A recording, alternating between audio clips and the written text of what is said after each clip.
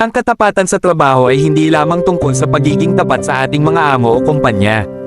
Ito ay higit pa sa pagsunod sa mga patakaran at paggawa ng ating mga gawain ng maayos. Ang tunay na katapatan sa trabaho ay makikita sa ating dedikasyon, integridad, at pagsisikap na gawin ang tama kahit walang nakakakita. Sa ating araw-araw na pagtatrabaho, maaaring dumating ang mga pagsubok, pagod, stress, at minsan ay panghihina ng loob. Ngunit ang isang tapat na empleyado ay hindi sumusuko. Ipinapakita niya ang kanyang sipag at tiyaga hindi lamang para sa sariling kapakanan kundi para rin sa ikabubuti ng kanyang kumpanya at mga kasamahan. Ang pagiging tapat sa trabaho ay may malaking epekto sa ating tagumpay. Ang isang empleyadong may integridad ay nagkakaroon ng tiwala mula sa kanyang mga katrabaho at pinuno. Ito ang nagbubukas ng mas maraming oportunidad, promosyon, at pag-unlad sa karera.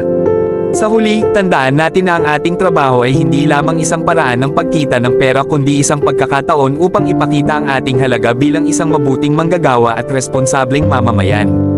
Kapag tayo ay tapat sa ating gawain, hindi lamang tayo nakakatulong sa ating kumpanya kundi nagbibigay rin tayo ng inspirasyon sa iba. Kaya't magpatuloy tayong maging masipag, matapat, at responsable sa ating trabaho. Dahil sa dulo ng lahat ng pagsisikap, ang tagumpay ay tiyak na darating. Maraming salamat po at mabuhay tayong